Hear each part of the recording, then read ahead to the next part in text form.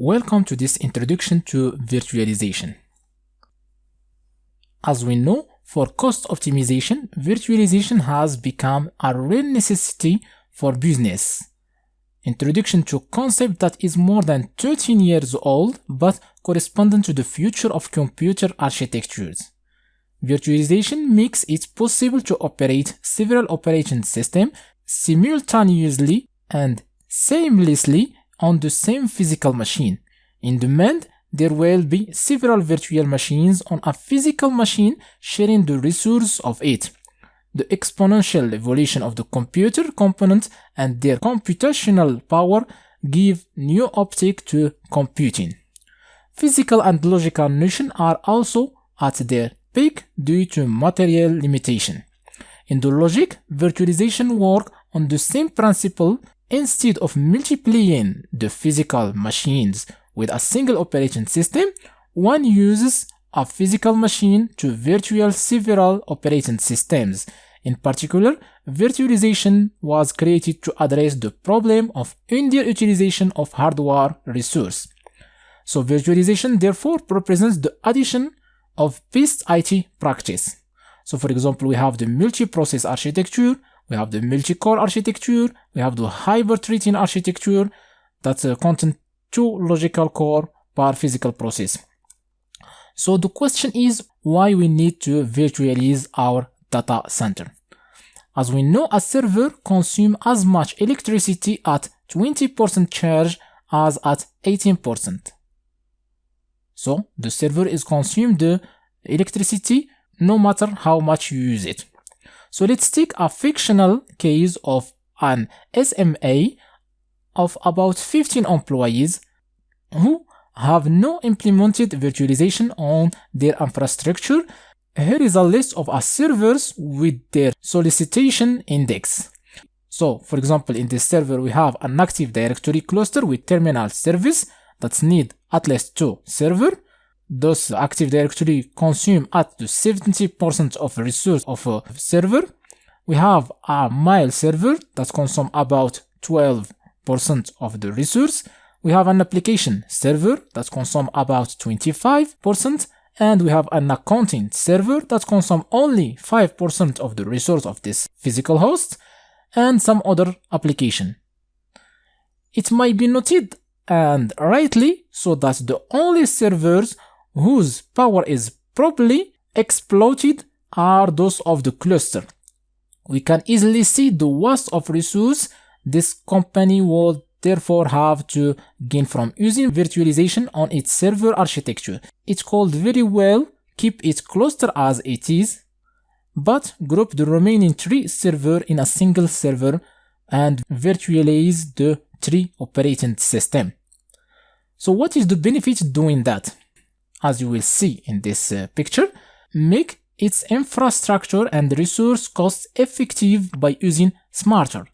Run multiple types of operating system like Linux, Mac OS, Windows, and reduce your position of equipment, electricity, server leasing, air condition, etc. And also, you will centralize the logical and physical administrator.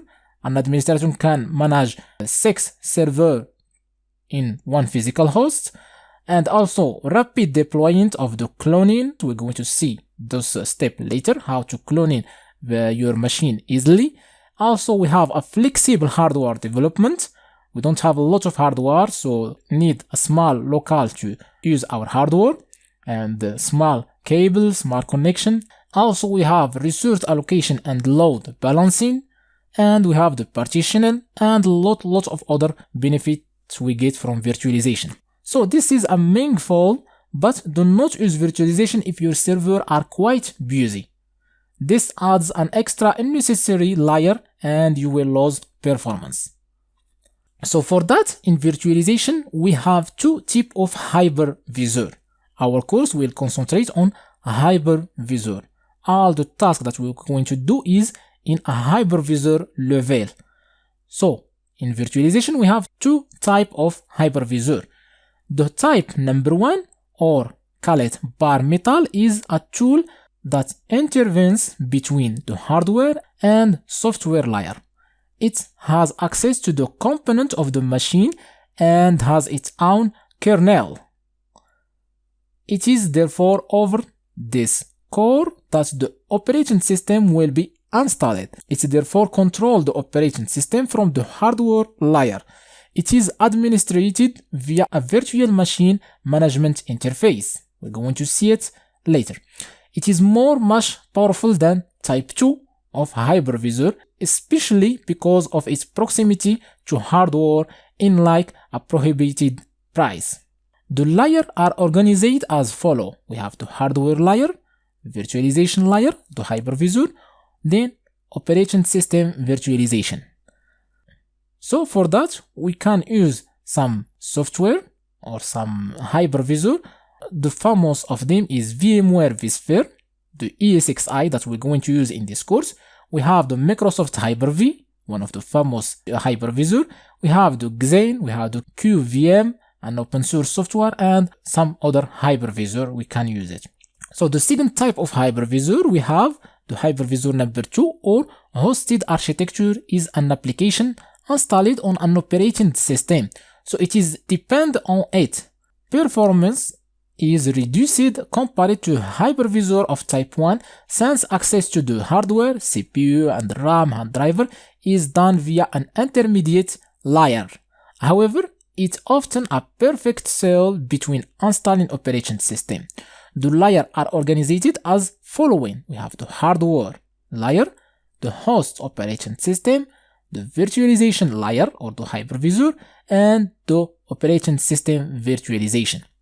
So for that, we have some software, a famous software like VMware Workstation or Fusion Player. We have Oracle VirtualBox, one of the famous software VirtualBox. We have Microsoft Virtual PC, and we have some other open source software. So in a real environment, we always use the hypervisor type 1, and in our lab, to work with the lab and practice what you will see from this course, we're going to use the hypervisor type 2, because in our lab we don't have a hardware necessary to create the lab.